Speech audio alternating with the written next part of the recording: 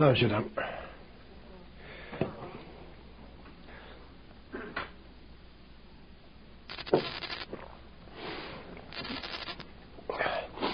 Je vous ai fait la conférence sur la volonté. Étudier la volonté. L'étudier sur un plan psychologique et en même temps l'étudier sur le plan occulte, un plan plus occulté. Alors, si on fait une lecture de la volonté à partir du plan occulte, on voit que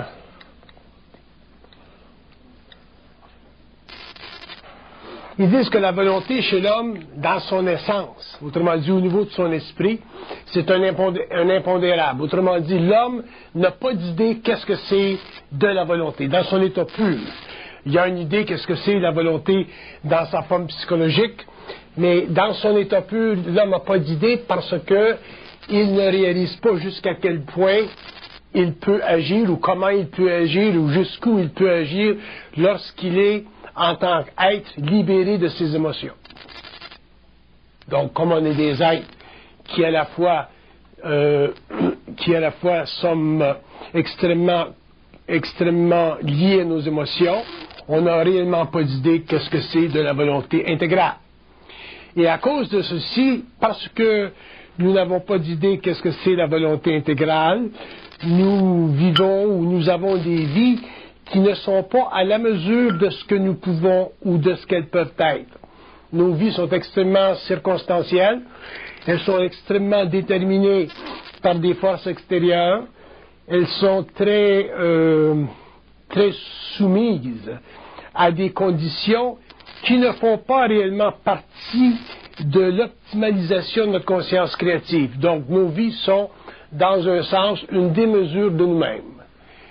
Et dépendant à quelle race ou à quel groupe démographique nous appartenons, dépendant du pouvoir des religions sur notre conscience, dépendant de la puissance des traditions, et ainsi de suite, notre volonté est proportionnellement affectée parce que nos émotions, qui sont extrêmement colorées, ont une puissance directe, une capacité directe d'influer sur ce potentiel de l'homme et de le minorer au lieu de le majorer. Si on retourne encore à une étude occulte de la volonté,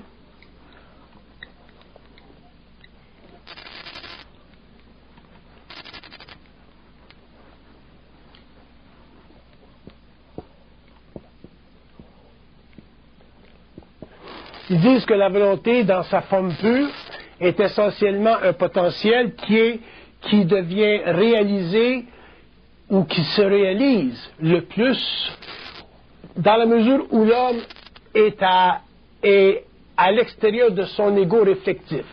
Je ne parle pas de son ego créatif, je parle de son ego réflectif.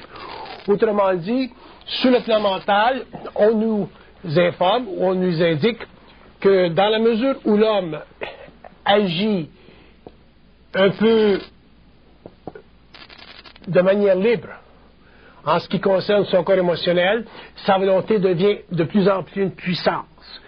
Donc, si on regarde nos vies, si on regarde nos actions, si on regarde notre processus décisionnel dans l'expérience existentielle, on s'aperçoit que notre volonté est extrêmement limitée parce que on n'a pas la capacité de se soustraire librement, créativement, de ces forces astrales qui utilisent l'émotion chez l'homme pour retarder son mouvement vers la liberté, retarder son mouvement vers une conscience ultimement évolutionnaire et effectivement empêche l'homme d'être soi-même, lui-même, dans le sens le plus réel du terme. Donc l'homme, techniquement, est un être à moitié fait ou à moitié défait. Il est à moitié fait parce qu'il ne se rend pas compte de sa puissance.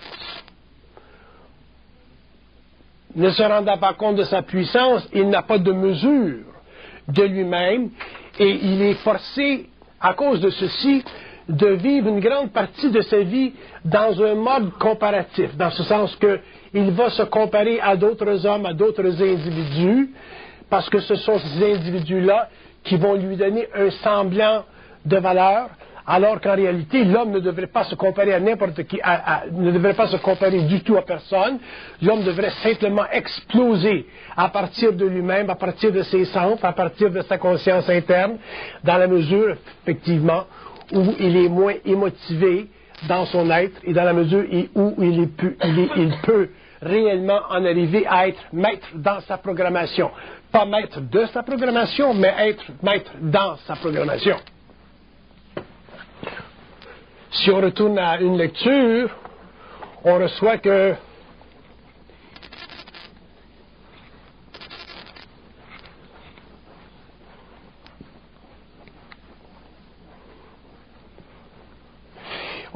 la volonté, c'est une vibration extrêmement vivante, c'est-à-dire une pulsion interne qui est extrêmement électrifiante et qui est de plus en plus électrifiante dans la mesure où l'homme est libéré du côté ou du caractère astral de ses émotions. Donc, c'est encore la même définition de la volonté. Plus elle est grande, moins l'homme est émotivé dans sa nature. Plus elle est grande, plus l'homme est capable de se libérer du caractère émotif qui enchaîne ses pensées et empêche sa pensée d'être créative, la gardant simplement dans un mode de réflexion, donc la rattachant à sa personnalité, au lieu de la libérer dans le cadre de l'expression de sa personne, qui est techniquement une manière unique d'être.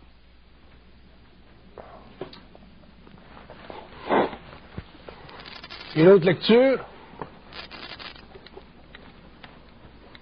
La volonté permet à l'homme d'empiétiner sur son passé. Donc un homme qui a de la volonté, qui est dans de la volonté, a une habilité extrêmement grande d'empiétiner sur son passé. Autrement dit, de se servir de son passé comme passage à une autre étape, mais non pas de vivre son passé comme un théâtre dans lequel il subit constamment la réflexion. La réflexion, autrement dit, le passé de l'homme réfléchit dans sa conscience et motive extrêmement son plan mental et empêche cet individu de se structurer, de se renouveler et aussi de se développer des moyens d'aller plus loin ou d'exploser au niveau de sa conscience interne. Et ça, c'est le problème avec le passé. C'est pour ça que d'ailleurs, sur le plan mental, au niveau de la conscience occulte de l'homme, ils ont une position totalement en opposition, totalement contraire à la psychologie classique freudienne, où les psychologues vont toujours dire, ben, vous êtes votre passé. L'homme et son passé. L'homme est retenu par son passé seulement dans la mesure où il réfléchit dessus. Dans la mesure où il est capable de se libérer de son passé, autrement dit, de ne plus l'émotiver à travers la mémoire, l'homme se libère de son passé et quel que soit ou quel que fût son passé, l'homme est capable de s'en libérer et devenir une personne et cesser d'être une personnalité et à ce moment-là s'apercevoir ou bénéficier de ce grand phénomène qui est la volonté créative de l'homme. La volonté chez l'homme, ou la volonté chez un être qui appartient à une conscience expérimentale comme l'homme sur la Terre, c'est essentiellement l'essence de la vie. Donc la vie, un homme qui a de la volonté, donc qui nécessite en même temps d'avoir de l'intelligence, un homme qui a de la volonté fait partie de la grande pulsion vitale en lui-même et il s'expose constamment à une rémunération, c'est-à-dire à un changement de théâtre, à un changement d'éléments, à un changement de paramètres qui constitue l'égrégore de sa personnalité ou de sa personne en développement et à ce moment-là, il en arrive éventuellement dans la vie à faire ce qu'il veut, c'est-à-dire à composer avec son énergie créative et à émettre des vibrations qui font partie de son statut universel. Mais pour ça, il faut que l'homme se libère de ses émotions et pour le faire, il faut qu'il se libère de son passé en tant que théâtre à l'intérieur duquel il réfléchit pour se donner en tant qu'ego des valeurs minimales, c'est-à-dire des impressions comparatives qui suffisent souvent à lui créer une personnalité fictive. Si on fait une autre lecture sur la volonté,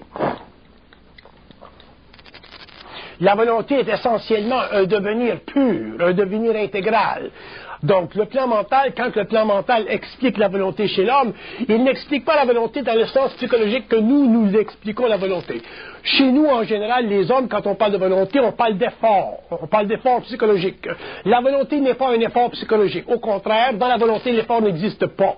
C'est simplement de la puissance, c'est un feu qui, s'actualisant chez l'homme, lui permet de se renouveler intégralement. Alors que l'effort peut utiliser des aspects de l'âme, ce que vous appelez le courage, pour donner à la personnalité une impulsion, mais cette impulsion n'est pas nécessairement une impulsion volontaire. On l'appelle volonté parce qu'il y a un certain développement chez soi, mais ce n'est pas une volonté intégrale dans le sens du plan mental ou de l'esprit, parce que l'effort fait partie du besoin de l'ego de se manifester, alors que dans la volonté, l'ego n'a pas le besoin de se manifester. L'ego est en manifestation intégrale. La manifestation fait partie de sa naissance, de sa renaissance instantanément, au fur et à mesure où il vient en contact avec des oppositions planétaires qui font partie de son statut planétaire et qui font aussi partie de la programmation à l'intérieur de laquelle il évolue pour l'évolution de l'âme et le développement de son esprit.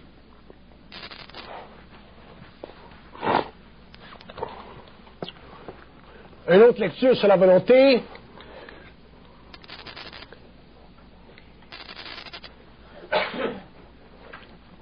Et nous fait reconnaître que la volonté est une caractéristique universelle. Ce n'est pas simplement une caractéristique de personnalité.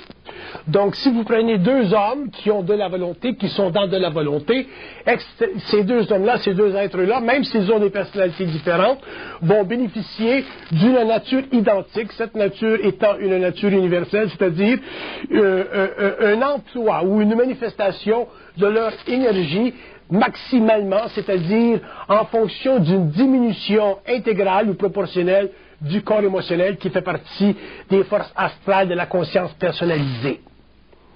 Donc, c'est intéressant de comprendre que deux hommes très différents, venant de différents pays, de différentes sources, de différentes mémoires, peuvent avoir des volontés identiques, alors que sur le plan psychologique, deux hommes qui seraient d'origine différente pourraient avoir ou manifester des efforts, des efforts différents. Alors qu'au niveau de la volonté, c'est la même chose parce que c'est la même énergie, c'est une énergie qui est universelle et elle fait partie de l'état pur de l'homme. Parce que chez l'homme, il existe un état pur. Alors que dans la personnalité, l'état pur n'existe pas. C'est pour ça que d'ailleurs que le courage existe. Le courage étant une qualité de l'âme, n'étant pas une qualité de l'esprit. L'esprit est sans courage, l'esprit est simplement puissance. Une autre lecture sur la volonté. La volonté permet à l'homme de réaliser qu'il ne peut pas être mis en opposition.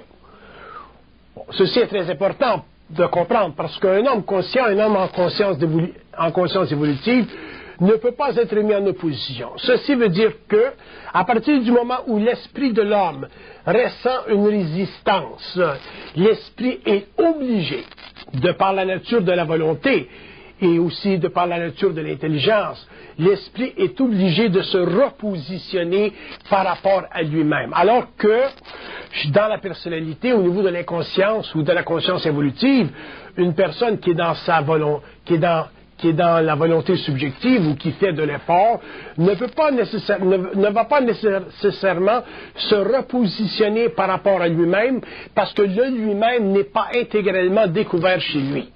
Donc un être inconscient qui n'a pas une identité, qui n'est pas en lui-même, ne peut pas accéder à sa volonté. Il peut très bien accéder à de l'effort, il peut très bien accéder à une volonté subjective, mais il n'aura jamais le bénéfice d'une volonté intégrale. Il aura simplement le plaisir d'une volonté subjective, et ce plaisir peut être très temporaire, ne faire partie que des conditions qui sont accidentelles, alors que dans la volonté, un homme qui entre dans la volonté est toujours dans la volonté. Il ne peut jamais ne pas y être, parce que la volonté est une maison, elle est un état mental qui ne peut plus être opposé par les forces de vie sans que l'homme ne se renouvelle. Donc, pour un homme, pour l'homme sur la terre, la volonté est la façon d'être le plus près de son immortalité sur le plan de la conscience, sur le plan de la conscience éthérique, dans ce sens que un homme qui est dans sa personne, qui est dans son identité, donc qui peut manifester de la volonté, c'est-à-dire l'explosion à partir de son centre intérieur, il est le plus près de son esprit, le moins près de son âme, et c'est pour ça que nous disons qu'il se retranche du plan astral pour entrer dans le plan morontiel, et lorsqu'il passe du plan matériel, du plan de la vie, et qu'il meurt ou qu'il change de plan, à ce moment-là, au lieu de retourner en conscience astrale, il retourne en conscience morontielle, parce que déjà, il est partiellement morontialisé, puisqu'il y a plus d'esprit en lui que d'âme, autrement dit, il est plus libéré du passé, donc il fait de moins en moins partie de la conscience de la race. Une autre lecture sur la volonté. La volonté est essentiellement pulsion, elle n'est pas réflexion.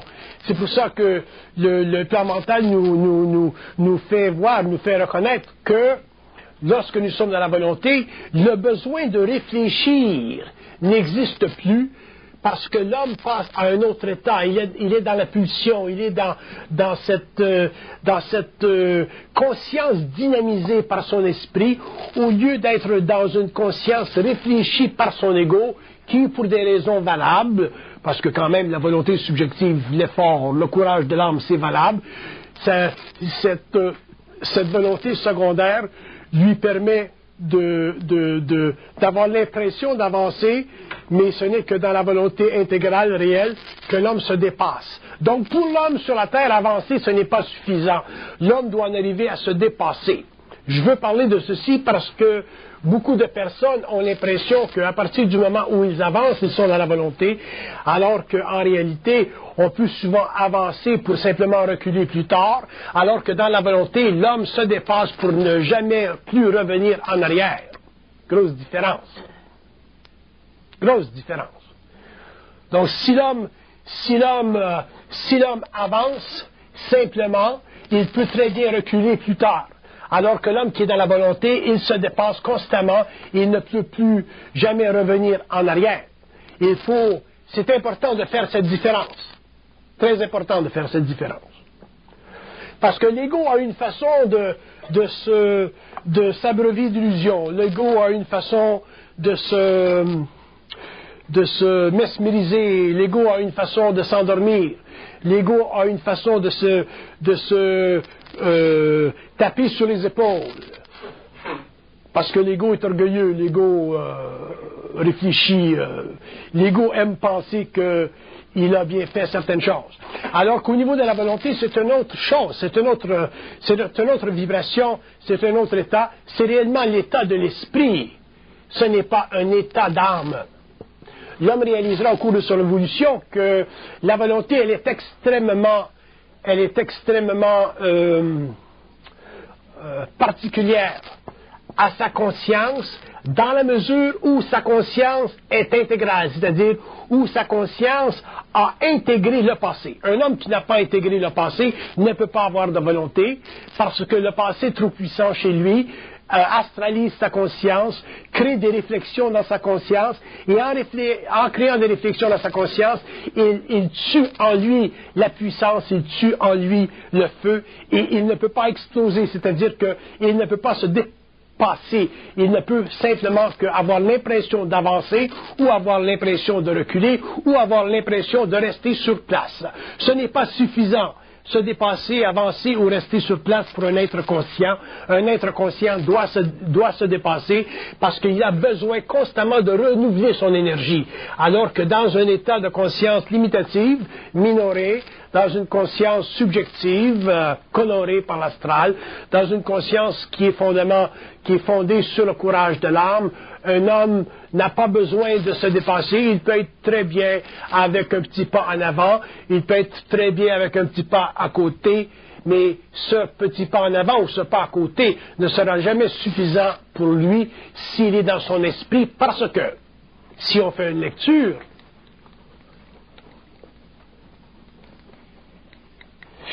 Parce que sur le plan mental, on reçoit que l'esprit a toujours besoin de retester le passé. Ça fait partie de la conscience mentale intelligente de l'homme, de retester le passé. Retester le passé, ça veut dire voir, revoir, s'assurer que le passé n'a plus de puissance sur soi. Donc un homme qui est réellement libéré du passé, un homme qui est très libéré du passé, ne peut plus être affligé, affecté par le passé, ne peut plus être indemnisé par le passé, parce que le passé n'a plus pour lui de valeur. Et pourquoi le passé n'a plus pour lui de valeur? Parce que l'émotion qui est caractéristique du passé, qui affecte l'intellect ou le mental inférieur, cette émotion-là, elle est diminuée, ou elle est en train de disparaître, ou elle a complètement disparu dans le cas de l'homme qui a une conscience réellement supramentale. Si nous faisons une réflexion, une lecture sur le passé, on voit que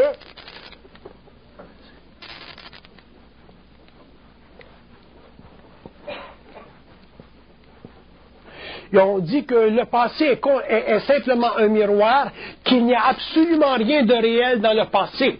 Donc, si l'ego ou la personnalité donne ou accorde au passé de la réalité, à ce moment-là, l'homme n'est pas dans son esprit, il est dans son âme, et il ne peut pas avoir de volonté, il ne peut simplement bénéficier que de ce que nous appelons l'effort, qui est une volonté subjective, colorée, qui permet de faire des petits pas en avant, des petits pas en arrière, ou rester simplement sur le même terrain.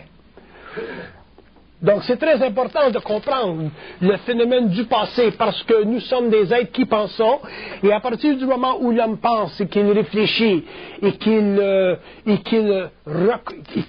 reconnecte avec des mémoires, ainsi de suite, il se recompose un passé, et ce passé-là devient naturellement un boulet à ses pieds, autrement dit, un boulet qui l'empêche de performer en tant qu'être volontaire, parce que le passé est fait de valeur. Et la valeur, une valeur, c'est quoi? Une valeur, c'est une impression créée par l'ego, dépendant de la nature de sa mémoire, dépendant de la mémoire de la race à laquelle il appartient. Et plus une race est ancienne, plus une race a de puissance chez l'homme, plus une race peut créer chez l'homme, chez l'ego de la mémoire, plus il est personnalisé dans cette mémoire, et moins il a accès à de la puissance ou à de la volonté, parce que le passé devient pour lui un état de conscience subjective qui le protège, qui le garde à l'intérieur de quelque chose, qui l'enveloppe, donc qui l'empêche d'être nu devant lui-même. L'homme doit être nu devant lui-même. L'homme devrait être capable d'être nu devant lui-même. Être nu devant soi veut dire quoi? Si on fait une lecture,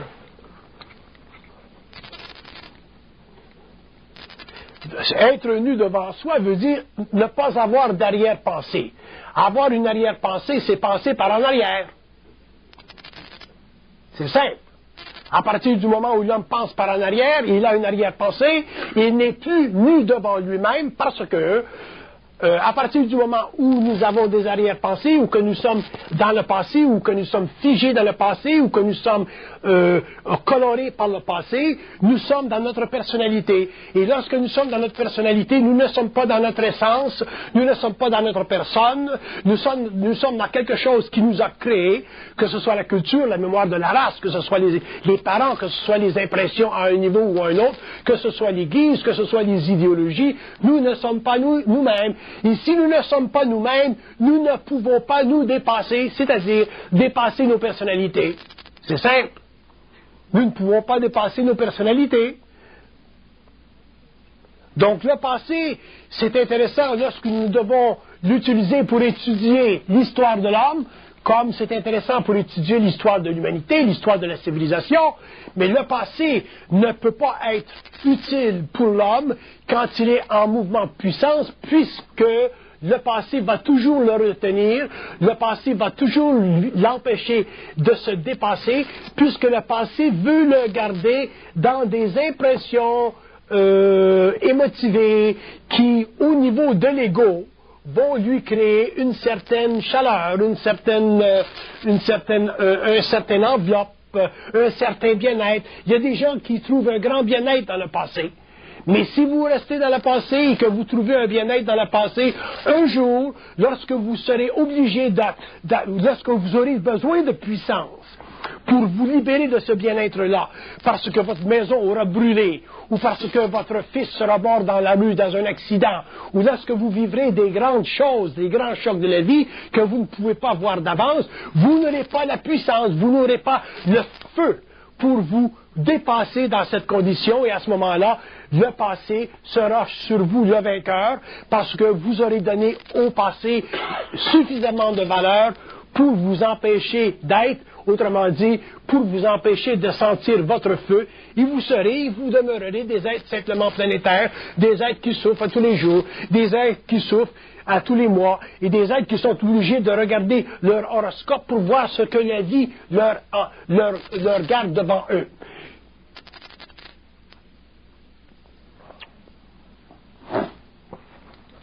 Si on fait une lecture sur le plan de la volonté,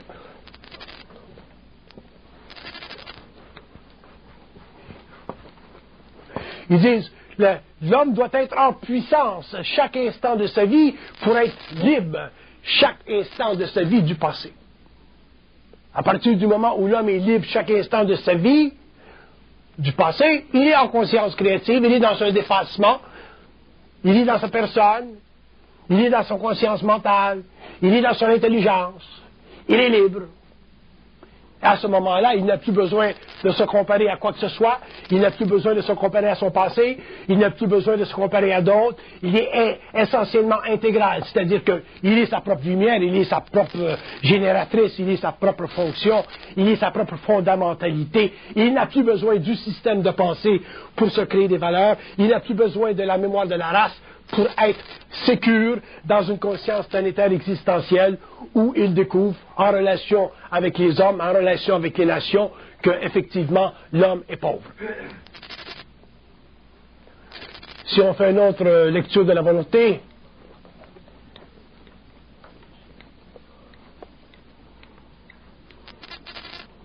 la volonté est une manière d'être, ce n'est pas une façon d'être, c'est une manière d'être.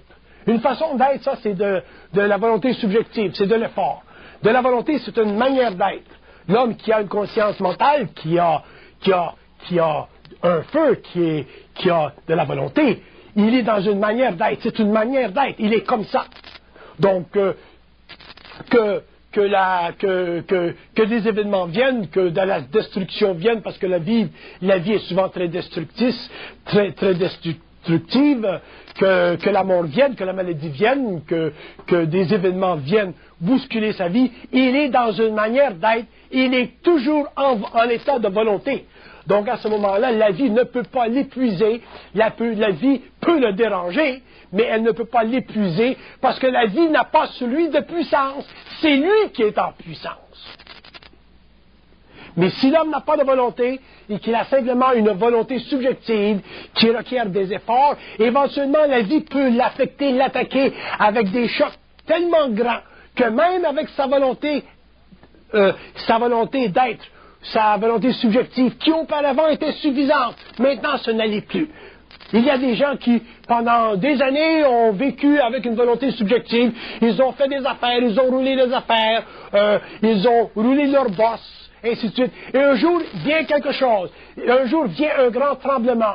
Un jour vient des chocs de vie que l'homme ou la femme n'avait pas perçus et ils sont incapables de dépasser ce choc. Les gens qui ne sont pas capables de dépasser les chocs que la vie amène vers eux sont des êtres qui n'ont pas de volonté. Ce sont des êtres qui peut-être ont fait des efforts dans le passé, mais qui aujourd'hui ne sont plus à la mesure de ce que la vie leur amène pour tester jusqu'à quel point ils sont au-delà de l'âme et ils sont dans leur esprit. Ça, c'est une réflexion importante, c'est une chose que nous devons considérer et regarder, parce que c'est comme ça que fonctionne la vie. La vie est pour l'évolution de l'âme, la vie elle est pour l'évolution de l'âme, elle est pour le développement de l'esprit, et l'homme qui est dans une conscience volontaire subjective, autrement dit une volonté ou un état mental qui lui permet de faire des petits pas en avant, des petits pas en arrière ou de rester sur place, n'est pas un être qui a de la volonté, ce n'est pas un être qui peut prendre n'importe quoi que la vie lui enverra. Et si vous n'êtes capable de prendre n'importe quoi que la vie ne vous envoie, vous n'êtes pas des êtres volontaires, vous n'avez pas de volonté, vous avez une volonté subjective, vous avez la capacité de faire des efforts, mais vous n'êtes pas en puissance. J'insiste que vous regardiez ce phénomène, cette perception, cette option de l'homme du point de vue que je vous l'explique pour que vous puissiez bien faire la différence entre une volonté subjective, le courage de l'âme, où nous faisons des efforts selon la mesure de notre personnalité, et la volonté qui est intrinsèquement un feu qui brûle l'obstacle, qui brûle l'opposition et qui se met en puissance devant la vie. Une autre lecture de la volonté.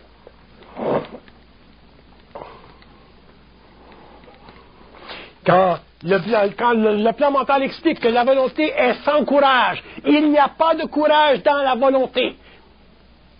Parce que la volonté appartient essentiellement à l'esprit de l'homme, et l'esprit de l'homme n'a pas besoin de courage, n'a pas besoin d'être supporté par une forme quelconque pour être en manifestation, puisque l'esprit de l'homme est un feu, alors que le courage de l'âme est une forme de dédicace, est une forme de mission spirituelle, est une forme de mission psychologique, est un développement de l'ego, est un aspect de la conscience subjective qui n'a rien à voir avec le feu de l'homme, qui n'a rien à voir avec sa puissance, qui n'a rien à voir avec sa capacité intégrale de détruire l'opposition.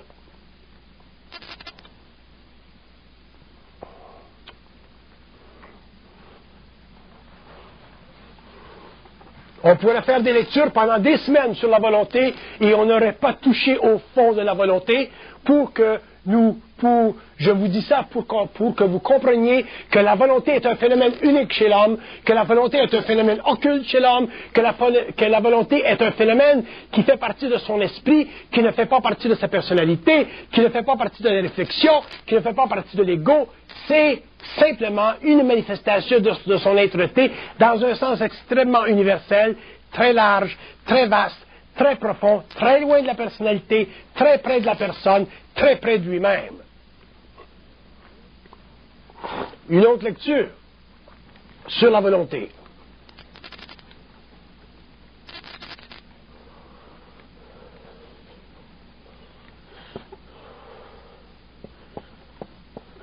La volonté testera toujours, la volonté intégrale, testera toujours les limites de l'ego, les limites de l'homme. Elle testera les limites de l'homme. Alors que la volonté subjective, basée sur l'effort personnel, va simplement tester le caractère de l'ego. Donc, il y a une grosse différence entre les deux.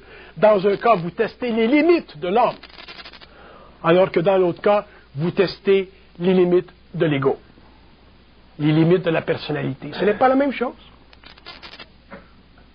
Ce n'est pas la même chose. Lorsqu'un homme se fait tester, autrement dit, lorsqu'un homme teste ses limites au niveau d'une volonté intégrale, il teste quoi? Il teste la vie. Il teste quoi dans la vie? Il teste les oppositions que la vie lui apporte, que ce soit la perte financière, que ce soit la maladie, que ce soit n'importe quoi. L'homme teste la vie. Mais pour tester la vie, ça prend un feu. Parce que la vie, c'est un feu. Donc, c'est le combat d'un feu personnel contre un feu plus universel, mais ça fait partie du même feu. Si l'homme n'est pas capable de tester la vie parce qu'il ne peut pas être mis en limite ou à l'extérieur de ses limites personnelles par rapport à des événements, l'homme ne connaît pas la volonté. Alors que la volonté dont nous parlons sur le plan psychologique, que nous avons toujours parlé pendant l'évolution, c'est-à-dire l'effort personnel, l'effort au niveau de la personnalité, cet effort-là est proportionnel simplement à la mesure de vos mémoires. Effectivement, si on vous a donné une bonne éducation, si vous êtes riche, si vous avez du pouvoir politique, si vous êtes bien situé, si vous avez de bonnes coordonnées humaines, c'est plus facile pour vous, en tant qu'individu, en tant que personnalité, de développer ce que nous appelons de la volonté, c'est-à-dire du courage d'âme.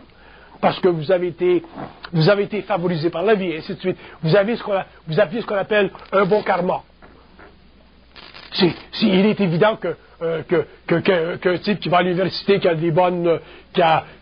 une bonne éducation, je donne un exemple un peu farfelu, qui a une bonne éducation, qui a un doctorat, qui est intelligent, qui a une bonne mémoire, c'est plus facile pour lui de se manifester volontairement parce que il a une programmation qui facilite, qui va dans cette direction. Mais ça n'a rien à voir avec la personnalité, avec la volonté. Ce type-là peut un jour se retrouver dans une situation extrêmement difficile et le feu dont il a besoin pour le dépasser n'est pas là, et à ce moment-là, il s'écroule, et son doctorat, son éducation ne peut plus lui servir.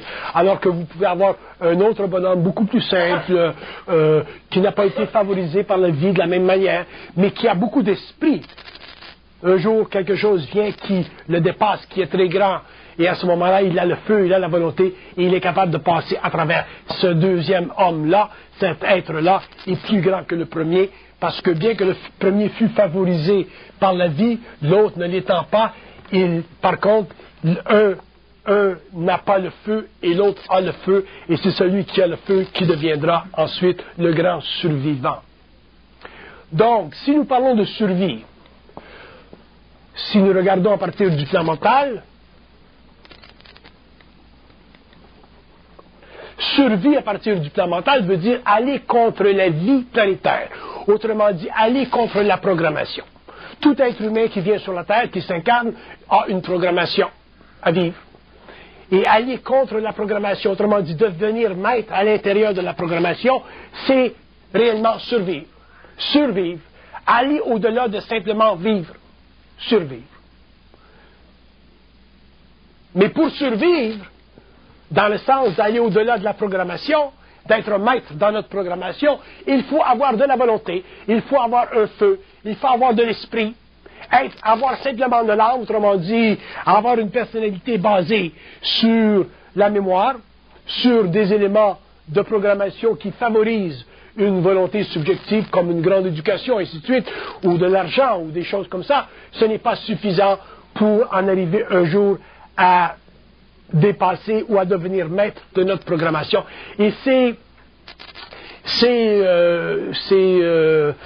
le but final de l'évolution de l'homme d'en arriver un jour ou dans un temps quelconque à être maître dans sa programmation.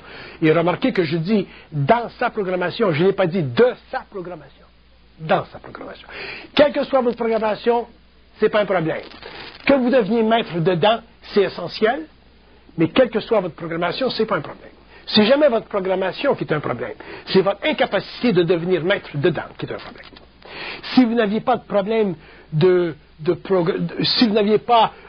si vous seriez capable, si l'homme, quand je dis vous, je ne parle pas de vous dans la salle, je parle de l'humanité, si l'homme était capable de devenir maître dans sa programmation, l'homme serait sur ce que nous appelons sur la terre libre, c'est-à-dire qu'il ne serait plus un être litigé par le libre arbitre, il serait réellement libre parce qu'il pourrait se mettre en opposition avec les forces de vie qui le gardent inconsciemment dans une programmation qui fait partie de sa conscience planétaire existentielle.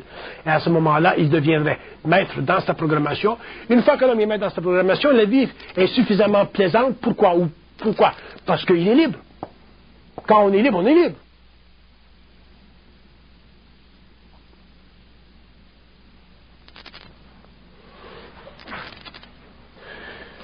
Bon, si je fais une lecture sur la programmation et la maîtrise de la programmation, qu'est-ce que je reçois?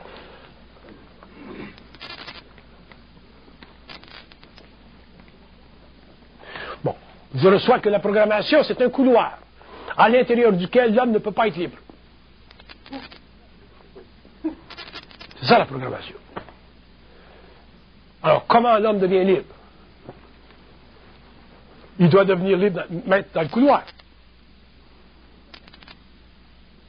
Pourquoi c'est si difficile? Parce qu'il a trop d'émotions dans le mental. Donc, parce qu'il a trop les pieds dans le passé. Qu'est-ce que c'est le passé à partir du plan mental?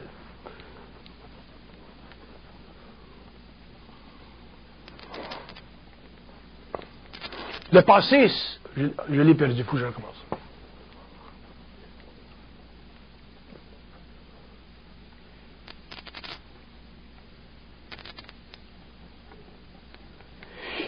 Ce que je reçois, c'est que le passé, c'est un théâtre créé pour nous piéger.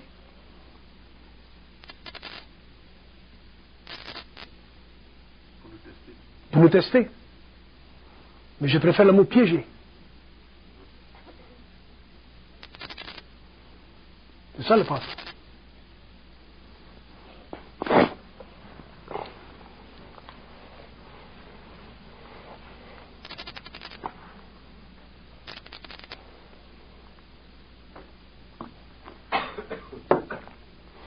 Une grande partie de l'humanité aujourd'hui, d'ailleurs l'évolution c'est très long, mais une grande partie de l'humanité aujourd'hui est prisonnière du passé à travers les religions.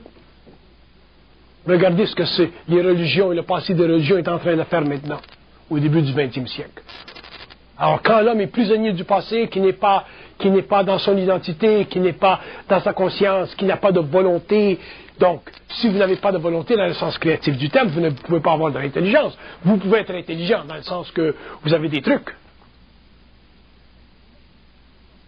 Mais vous n'êtes pas intelligent. C'est pas un truc de l'intelligence. C'est une lumière. Le truc d'être intelligent, c'est plein, il y a plein de gens qui ont le truc d'être intelligent. Mais ce n'est pas de l'intelligence, c'est un truc. C'est une façon de manifester son propre mensonge. Il y a des gens qui sont très bons à manifester leur propre mensonge. Ils sont devenus des artistes à manifester leur propre mensonge. Mais ça n'a rien à voir avec l'intelligence. L'intelligence, c'est une lumière. La volonté, c'est un feu.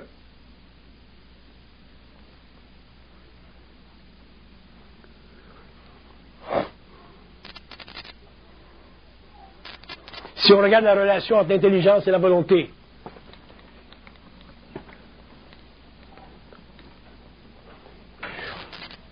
du plan mental, on reçoit que l'homme n'a de l'intelligence intégrale que lorsqu'il n'a de la volonté intégrale. Avant ça, ce n'est pas de l'intelligence, ce n'est pas de la lumière, c'est simplement un truc. C'est de la personnalité bien développée. Il y a des gens qui ont de la personnalité très très développée, ça ne veut pas dire qu'ils sont intelligents.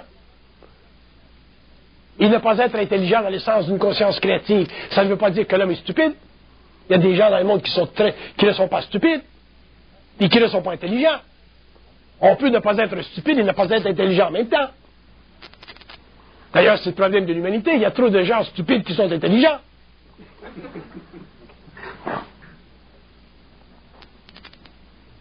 Dans le sens symbolique du terme. Regardez la politique, regardez tout ce qui se passe. Des gens très intelligents, des doctorats, des gens bien menés, des gens bien définis, des personnalités à outrance, mais pas des gens intelligents.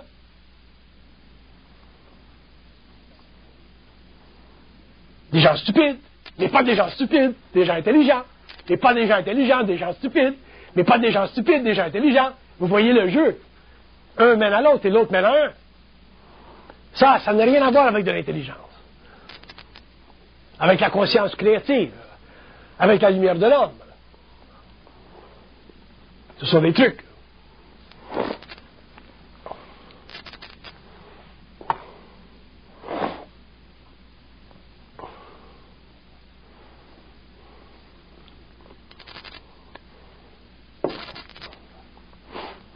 Une autre lecture.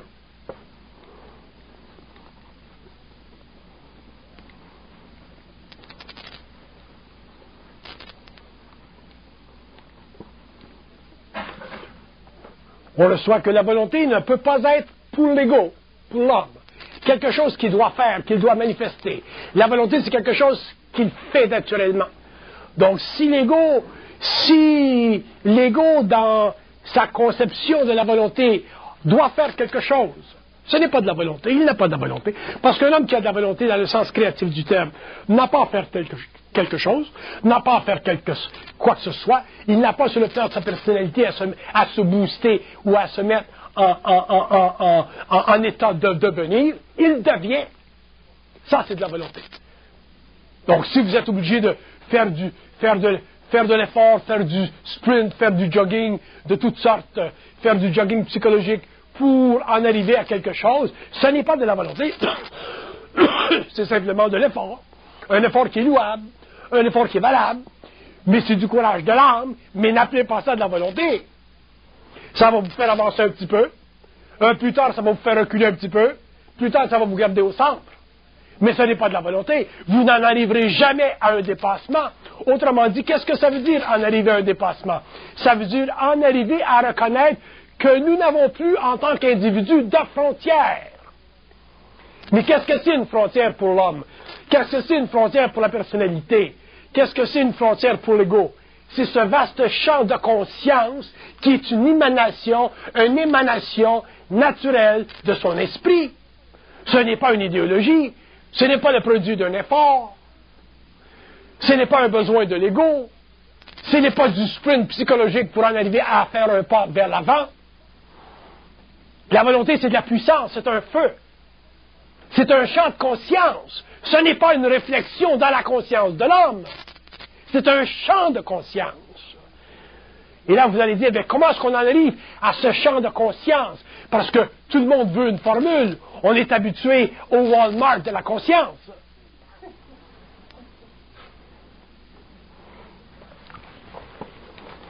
Qu'est-ce que c'est un champ de conscience? Comment l'homme en arrive à un champ de conscience? À son champ de conscience? Par la destruction de la crainte. Comment l'homme en arrive à détruire en lui la crainte? En se sortant de son passé. Comment l'homme en arrive à se sortir de son passé? En arrêtant de réfléchir dessus. Comment l'homme en arrive à arrêter de réfléchir sur son passé en réalisant qu'il est dans une illusion? Mais vous allez dire, bien, comment on peut réaliser qu'on est dans une illusion? C'est très simple, si on fait une lecture. Quand vous êtes dans une illusion, vous avez l'impression de ne pas l'être. C'est simple. C'est simple.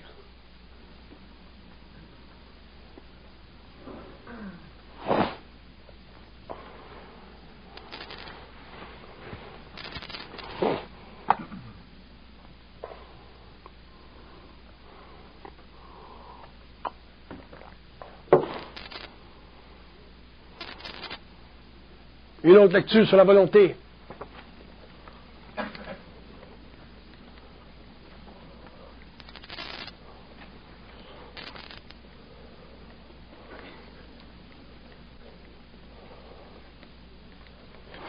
De la volonté, c'est une autre manière de faire la manutention de nos états psychologiques. Je vous donne un exemple. Vous avez un amoureux. Il vous laisse. Vous êtes en peine. Vous êtes en dépression. De la volonté demande quoi? Vous permet de quoi faire? De faire une remanutention de votre état psychologique? Non. Vous devez être assez intelligent pour dire, bon ben, un perdu, 10 retrouvés. Si vous n'êtes pas capable de dire un perdu, 10 retrouvés, vous êtes dans une réflexion, vous êtes dans de la perte d'une personne, vous êtes dans le passé, vous êtes dans des réflexions, dans des images amoureuses qui vous ont réchauffé le cœur. Mais vous n'êtes pas en puissance, vous n'êtes pas dans le mental, vous êtes dans le mental inférieur réflectif. Vous êtes dans la personnalité, vous n'êtes pas dans la personne, vous n'êtes pas dans la conscience de l'expérience. Vous êtes en dehors de la conscience de votre expérience. Donc, vous n'avez pas de mesure de l'importance de votre expérience pour le développement de votre esprit. Vous avez simplement l'importance de votre expérience pour la valeur que votre ego donne à votre expérience. C'est ça? Et on passe notre temps à faire ces bêtises. On fait ces bêtises pendant des années. Et on se retrouve à 60 ans, 50 ans, 70 ans, 80 ans, des êtres absolument hébétés, des êtres qui n'ont plus de vitalité, des êtres qui n'ont plus de vision de l'avenir, des hommes ou des femmes qui s'arrêtent à 65 ans de vivre. On ne s'arrête pas à 65 ans de vivre.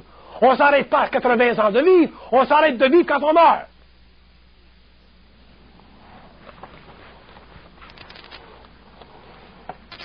Une autre lecture sur la volonté. Bon. On rapporte que la volonté, c'est une conscience créative. Une conscience créative. Ceci veut dire quoi? Ceci veut dire qu'à partir du moment où l'homme est dans sa personne, qu'il est dans un acte de volonté, qu'il se dépasse lui-même, il va engendrer d'autres paramètres, d'autres éléments d'autres conditions dans sa vie qui vont changer le théâtre de sa vie. Et en changeant le théâtre de sa vie, et étant déjà dans un état de volonté, c'est-à-dire en explosion à partir de son centre, il va pouvoir facilement regarder ce qu'il y a autour de lui, évaluer, partir avec ça et se créer un autre théâtre, un théâtre plus près de lui-même, plus près de ses besoins, et ainsi de suite. Donc à ce moment-là, ça va permettre quoi à l'homme? Ça va permettre à l'homme d'arrêter, une fois pour toutes, dans sa crise de vie, de s'inquiéter de son avenir. Pourquoi vous vous inquiétez de votre avenir? Parce que vous n'êtes pas dans votre volonté. Vous êtes dans l'effort. Et quand vous êtes dans l'effort, vous faites quoi? Vous cherchez vous cherchez comme la souris à atteindre le morceau de fromage. On passe notre vie à être des souris qui veulent atteindre le morceau de fromage. Au lieu de simplement nous sortir de la cage. Au lieu simplement de savoir qu'il y a du fromage tout partout. Au lieu de chercher de voir dans la sécurité de la vie qu'il y a du fromage tout partout, mais il faut d'abord sortir de la cage. Si vous n'êtes pas prêt à sortir de votre cage, autrement dit, de sortir de votre état psychologique, mental, subjectif, émotivé, et que vous cherchez le fromage dans la cage, vous aurez certainement le fromage. Un jour, vous l'aurez le fromage, mais vous n'aurez jamais tout le fromage. Vous aurez une portion du fromage, mais vous n'aurez jamais toute la meule. Parce que la meule ne rentre pas dans la cage.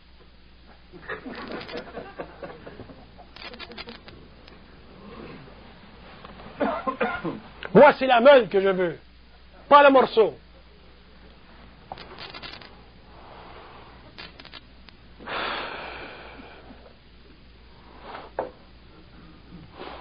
Je fais la dédicace de cette conférence à ma fille, parce que je lui ai dit ce soir que je ferais une conférence sur la volonté.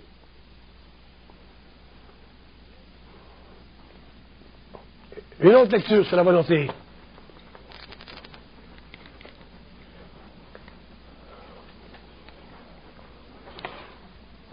On dit que la volonté, dans le sens que je le parle, est une garantie de l'homme dans la vie.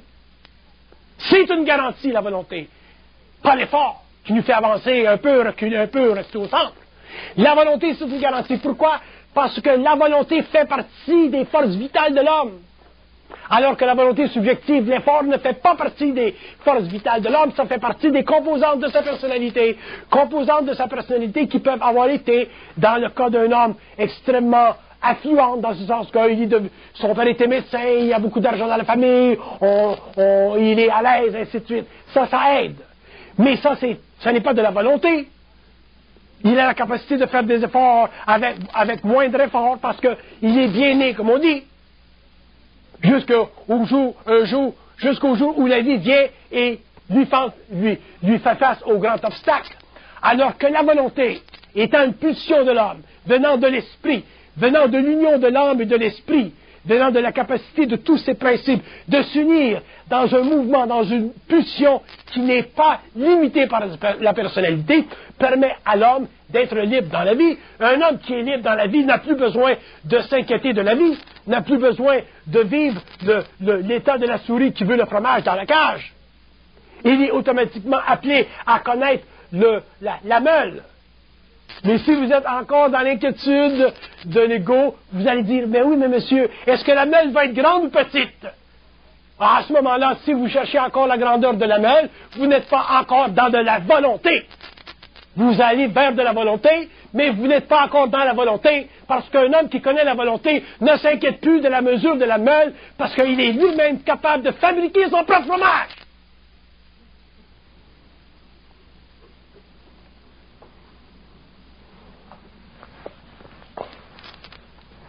Ça va loin, la volonté.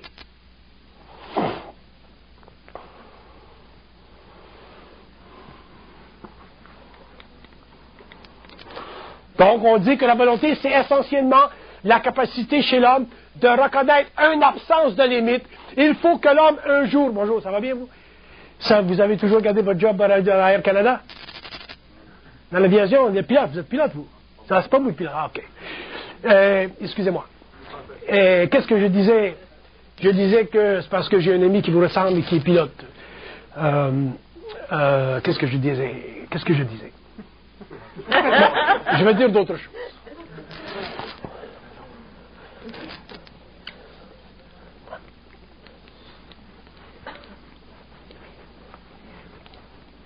Alors, on dit que être dans de la volonté ou avoir de la volonté, c'est une capacité d'être sans limite.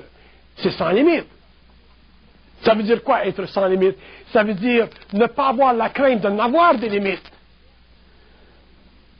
Il ne s'agit pas pour moi, parce que j'ai de la volonté, de penser que je suis sans limite et que je peux devenir aussi riche que, je ne sais pas moi, un homme très riche ou aussi fort, musclé que Stallone. Ce n'est pas ça. Sans limite veut dire que l'homme en arrive à ne plus sentir chez lui de limite parce qu'il est bien parfaitement dans sa peau. C'est ça être sans limite. Sans limite, c'est être bien dans sa peau. Si vous n'êtes pas bien dans votre peau, vous avez des limites. Ce sont des limites imposées par votre personnalité. Ce sont des limites imposées par votre mémoire, par votre passé. Donc, il n'y a pas de volonté là. Mais un homme qui a de la volonté, qui est dans sa volonté, il est sans limite. Il est bien dans sa peau. Il n'a plus à reprocher à un autre homme l'opulence, ou à une autre personne la beauté, ou à une autre personne le pouvoir politique. Il est bien dans sa peau. Il est content que l'autre soit riche, parce que c'est nécessaire dans le monde qu'il y ait des hommes riches pour faire des choses. C'est nécessaire qu'il y ait des femmes belles. C'est nécessaire qu'il y ait des hommes musclés pour faire la guerre. Ça ne veut pas dire que vous devez être musclé, beau, et à la fois être riche. Vous seriez trop occupé.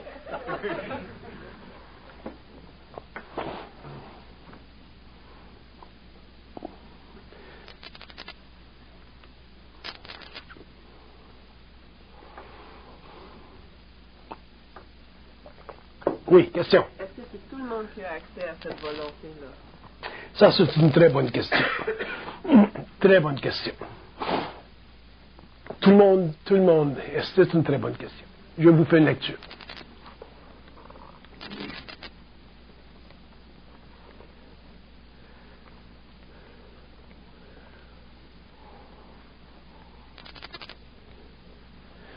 La réponse est que tout le monde a accès à être ce qu'il peut dans la mesure où l'homme se libère de ses illusions. Donc c'est là, ça fait partie de nous, ça fait partie de notre réalité. Mais on a tous des capacités différentes de nous libérer de nos illusions. Probablement que c'est plus facile pour un homme comme moi de me libérer de mes illusions à cause de mon état mental, à cause de mon expérience passée, la fusion et tout ça. Pour l'homme, c'est plus difficile parce que il n'a pas à vivre des oppositions abominables comme moi j'ai vécu dans ma vie. Donc, son processus de compréhension, son acheminement est plus lent, et ainsi de suite. Mais l'homme qui commence à se libérer du passé, à se libérer de la mémoire, à se libérer au niveau de l'ego, en arrive à entrer dans sa volonté. Donc, votre volonté, c'est comme on dit, un petit verre plein, c'est aussi plein qu'un grand verre plein. Donc, si vous êtes dans votre volonté, votre volonté est aussi valable que la mienne. Mais il faut que vous soyez dans votre volonté. Et à ce moment-là, si vous êtes dans votre volonté, vous pouvez faire pour vous-même ce que vous voulez pour vous-même. Comme moi, je fais pour moi-même ce que je peux pour moi-même. Donc, la volonté, ce n'est pas quantifiable. Il y a une qualité dedans. C'est une vibration. C'est la nature de l'esprit. Votre esprit est aussi valable que le mien. On prend un break.